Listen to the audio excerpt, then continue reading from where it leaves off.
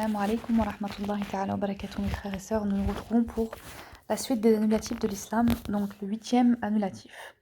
Cheikh Mohammed Cheikh Mohammed ibn Abd al-Wahhab rahimahullah a dit: secourir les associateurs et les aider contre les musulmans est une mécréance. La preuve de cela est la parole d'Allah, et quiconque d'entre vous les prend pour alliés est alors un des leurs. Certes, Allah ne guide pas les gens injustes. Secourir en arabe est al-mudahara, qui veut dire al-munasara, l'aide, l'appui et la collaboration. Donc on va regarder le verset en question.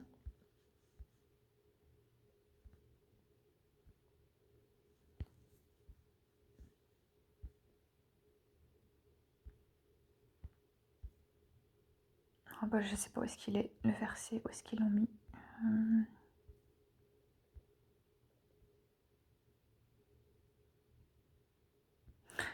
Donc, il n'y a pas la note, donc je continue, excusez-moi. Donc, secourir les associateurs et les aider contre les musulmans représente une dissension qui s'est dangereusement propagée de nos jours et une grande calamité. Il s'agit d'une tentation pour l'âme à laquelle obéit tout cœur malade, atteint par l'amour des associateurs. Il en est ainsi notamment à notre époque, où l'ignorance s'est accrue, la science se fait rare, les causes du trouble sont nombreuses, les passions prennent le dessus et brouillent le jugement, et la tradition du prophète, sallallahu alayhi wa sallam, et des compagnons a disparu de la mémoire collective. Je présume que la cause de cette calamité est le détournement de l'apprentissage des sciences religieuses et l'impact qu'eut la philosophie grecque sur l'esprit des musulmans. À force d'y recourir, les critères se sont inversés. Le recommandable est devenu le blâmable, et le mal, en revanche, est considéré comme un bienfait. Les gens se sont habitués à ces critères inversés depuis l'enfance. Celui qui détient la vérité est étranger parmi les gens et étranger dans sa propre famille. Lorsqu'il demandera de l'aide, il ne trouvera personne, et lorsqu'il voudra trouver un détenteur de la sunna, il ne parviendra à le rejoindre qu'après une multitude d'efforts et de peines. L'étrangeté de l'islam est devenue la norme comme ce fut le cas auparavant. Heureux seront donc les étrangers qui réformeront ce que les gens ont corrompu, Inch'Allah. Parmi ces réformes, il y a le fait de mettre en garde contre le secours et l'aide apportée aux associateurs contre les musulmans, car cela mène à l'apostasie. L'éminent savant Abdullah ibn Abd al-Latif fut interrogé sur la différence entre l'alliance al-Muwalat et le secours al-Tawalli. Il répondit: le Tawalli est une mécréance qui expulse son auteur de l'islam. Elle consiste à assister les mécréants contre les musulmans et à leur apporter une aide financière, physique ou un soutien moral. Si les musulmans unissaient leurs efforts contre ces transgresseurs criminels, s'ils s'assistaient mutuellement et s'entraidaient, l'islam ne s'en porterait que mieux, et notre situation serait certainement différente de celle d'aujourd'hui.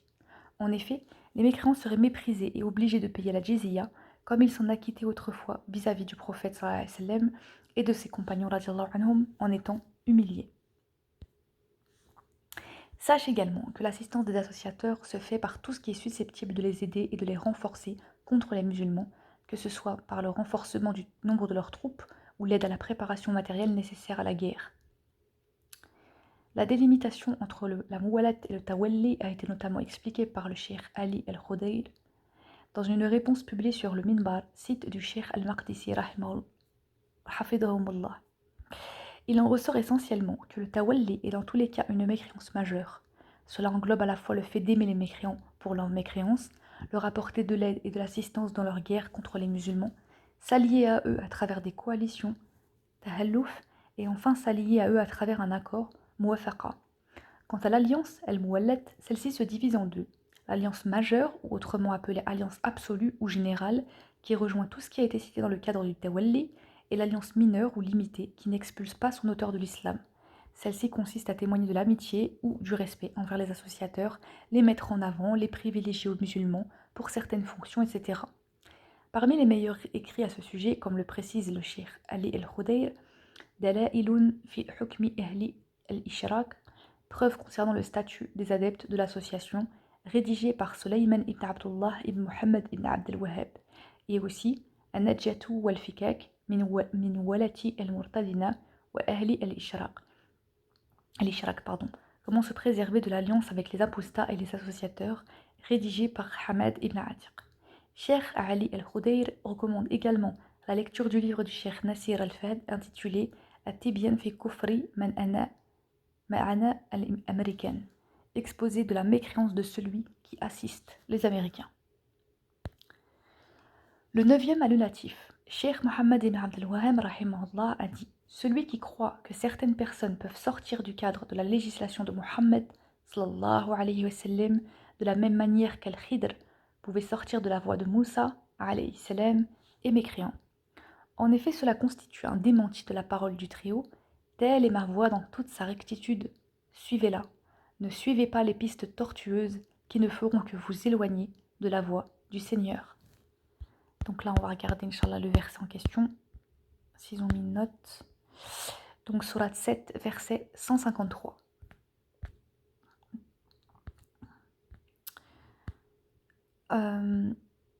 Donc, Ahmed Abu Daoud, At-Tayalisi, Ad-Darimi et d'autres rapportent qu'Ibn Mas'ud radiallahu anhu a dit: le prophète sallallahu alayhi wa sallam traça une ligne sur le sol, puis il dit: ceci est la voie d'Allah.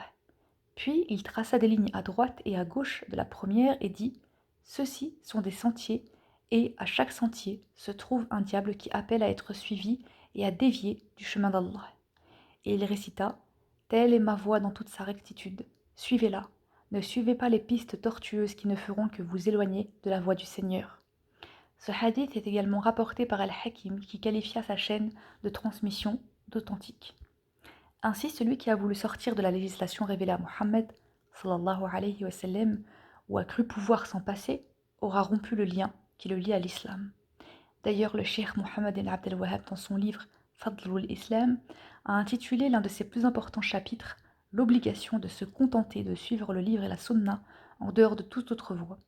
Et il y dit: il ne fait aucun doute que le Coran nous ordonne de suivre le prophète sallallahu alayhi wa sallam et nous enseigne que le fait de lui désobéir fait partie de causes menant vers l'enfer, comme l'indique le hadith rapporté dans le Musnad de l'imam Ahmed et dans Sahih al-Bukhari par le biais d'Abu Huraira radiyallahu anhum.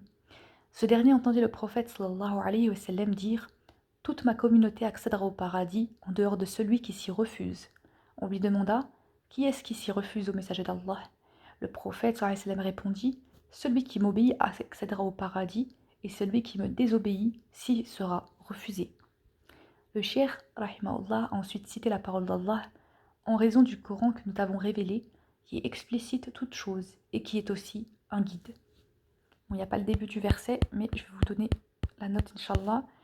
C'est le sourate 16, verset 89, pardon. Donc il faut peut-être reprendre un petit peu avant, Inch'Allah, pour bien comprendre ce verset.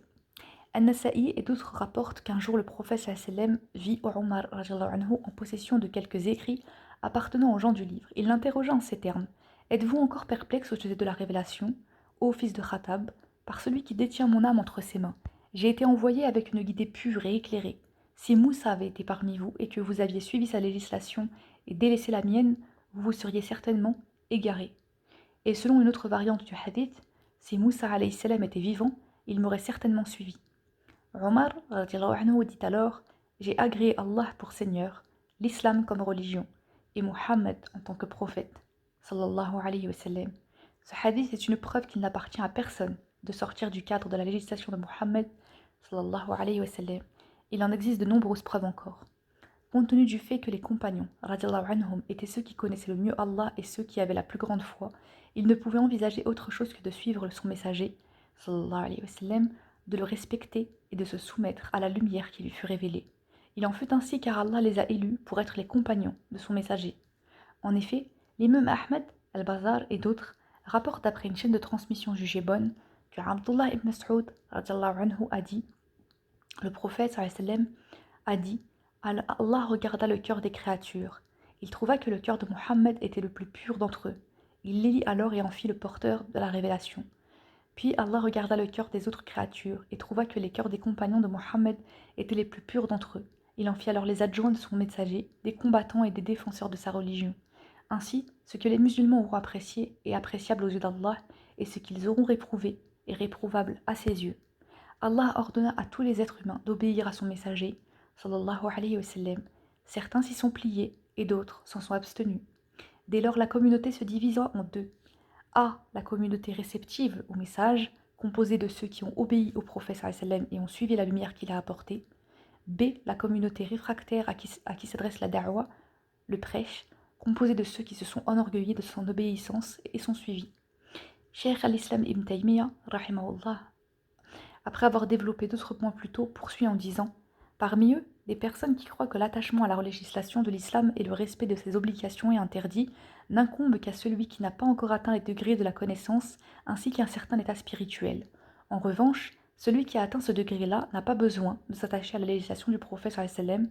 Il lui suffira d'être en adéquation avec la réalité universelle de prédestinée ou d'agir en fonction de ses goûts, ses passions, ses états d'âme et ses opinions. La conséquence de cela est qu'Allah punit ces personnes, soit en les privant de cet état spirituel, qui n'aura cesse de diminuer jusqu'à ce qu'ils en soient totalement dépourvus, soit en les privant de l'obéissance jusqu'à ce qu'ils deviennent pervers, ou encore en les privant de la foi au point de devenir des apostats, hypocrites ou des mécréants déclarés. Ces gens-là sont nombreux et beaucoup d'entre eux utilisent l'histoire de Moussa alayhi salam et d'Al-Khidr comme argument. Puis, Cheikh al-Islam, rahimahullah, poursuit une page plus loin en disant: quant à leur argumentation par l'histoire de Moussa et Al-Khidr, alayhim salam, ils s'en servent comme prétexte de deux manières. La première, ils disent qu'Al-Khidr était témoin de l'intention globale du Seigneur et de la volonté divine générale, qui correspond à la réalité universelle, et que c'est en raison de cela qu'il ne fut pas blâmé de sortir du cadre légal des ordres et des interdictions. Cette assertion atteint le summum de l'ignorance et de l'égarement, mais c'est aussi une des pires hypocrisies et mécréances. En effet, de tels propos sous-entendent que celui qui croit au destin et témoigne qu'Allah est le Seigneur de toutes choses n'est pas tenu d'observer les obligations et les interdictions, et cela constitue certes une mécréance vis-à-vis de tous les livres révélés par Allah et vis-à-vis des prescriptions révélées au prophète sallallahu alayhi wa sallam. La deuxième, d'aucuns parmi eux pensent qu'il est permis à certains saints, awliya, de sortir de la législation du prophète sallallahu alayhi wa sallam, comme il fut possible pour El-Khidr de ne pas suivre Moussa alayhi wa sallam. Selon eux, le saint peut posséder des sortes de révélations et de communications qui lui permettent de s'affranchir du suivi du prophète sallallahu alayhi wa sallam, totalement, ou par rapport à une partie de la révélation seulement. Beaucoup parmi eux préfèrent suivre le prétendu saint de façon absolue ou partielle, au lieu de suivre le prophète sallallahu alayhi wa sallam. Tout cela en prétendant que l'histoire d'Al-Khidr est un argument en leur faveur. En vérité, ces propos sont truffés d'ignorance et d'égarement. Ils constituent également l'une des pires sortes d'hypocrisie, de mécréance et d'impiété. En effet, il est nécessairement connu dans la religion de l'islam que la révélation parvenue à Mohammed fils de Abdillah fut adressée à tout le monde, aux Arabes et aux non-Arabes, aux rois et aux ascètes, aux savants et aux communs des gens, ainsi qu'à l'ensemble des humains et des djinns. Cette révélation sera valable jusqu'à la fin des temps, et il n'appartient à aucune créature de sortir du suivi, de l'obéissance et de la conformité vis-à-vis de ce qui a été légiféré pour sa communauté, de ce qu'il a légiféré, alayhi salatu wassalam, pour sa communauté comme voie, din, et de ce qu'il leur a enseigné comme tradition, ordre et interdiction. À tel point que si les prophètes alayhim salam qui l'ont précédé étaient vivants, ils seraient également tenus de suivre le prophète, de suivre le prophète sallam et de lui obéir. Cheikh al-Islam dit encore plus loin, de même qu'il a été prouvé à travers des hadiths authentiques que lorsque Isa, fils de Maryam, alayhim salam, descendra du ciel, il adhérera et suivra la législation de Muhammad ibn Abdillah sallallahu alayhi wa sallam. Si tel est le cas d'un prophète à qui la législation de Muhammad parviendra, qu'en est-il pour tous les autres qui sont bien en dessous du rang des prophètes?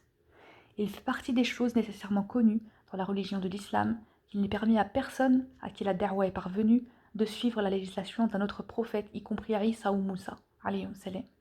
S'il n'est donc pas permis de sortir du cadre de la législation de Muhammad, sallallahu alayhi wa sallam, pour se conformer à une autre législation prophétique précédente, il est à plus forte raison interdit de sortir de la législation de Muhammad pour ne suivre aucun prophète. Il dit enfin, ce qui démontre l'erreur dans laquelle sont tombés ceux qui prétextent l'histoire de Moussa avec Al-Khidr pour enfreindre la législation, et que Moussa alayhi salam n'était pas envoyé à Al-Khidr. Allah n'a pas ordonné à Al-Khidr d'obéir ou de suivre Moussa. En effet, il a été rapporté dans les deux recueils authentiques qu'Al-Khidr dit à Moussa: je suis en possession d'une science qu'Allah m'a accordée et dont il ne t'a pas informé, de même qu'Allah t'a doté d'une science de sa part dont il ne m'a pas informé. La da'wa de Moussa alayhi salam était en réalité spécifique et non générale. Il a également été rapporté de façon authentique et par plusieurs narrations, afin de souligner le privilège qu'Allah accorda au prophète Mohammed par rapport au reste des prophètes, qu'il, sallallahu alayhi wa sallam, dit: chaque prophète fut envoyé pour prêcher spécifiquement son peuple, mais moi, Allah m'envoya pour toute l'humanité. Ainsi, la da'wa de Mohammed sallallahu alayhi wa sallam, concerne tous les serviteurs d'Allah et il n'appartient à personne de ne pas le suivre, de ne pas lui obéir ou de se passer de son message, comme Al-Khidr a pu sortir du suivi et de l'obéissance envers Moussa en se contentant de ce qu'Allah lui a enseigné. Il est impossible pour quiconque ayant reçu l'islam de dire à Mohammed « Je suis en possession d'une science qu'Allah m'a accordée et dont il ne t'a pas informé ». Celui qui autorise de tels propos ou croit que quiconque parmi les créatures, les serviteurs, les ascètes peut sortir du cadre de la da'wah de Mohammed et de son suivi est mécréant selon l'unanimité des savants. Des musulmans. Les preuves de cela dans le Coran et la Sunna sont trop nombreuses et évidentes pour être citées dans ce contexte. Aussi, l'histoire d'Al-Khidr ne contient aucune sortie contre la législation de Moussa, alayhi salam. Lorsque Al-Khidr démontra à Moussa les raisons qui le poussèrent à agir de la façon dont il avait agi, Moussa alayhi salam l'approuva et ils ne furent plus en désaccord une fois les explications données. Si ce qu'avait fait Al-Khidr contredisait la législation de Moussa, il ne l'aurait pas approuvé par la suite. Fin de la citation abrégée des propos de Cheikh al-Islam qui traite parfaitement de cette question. Il apparaît clairement à travers tout ce qui a précédé qu'il n'est permis à personne de sortir du cadre de la législation de Mohammed sallam, comme le prétendent les soufis extrémistes.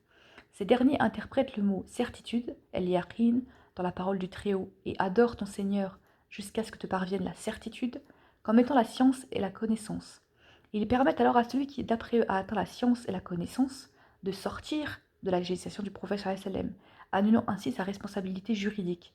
Ceci est évidemment du kufr et une apostasie selon l'accord des savants.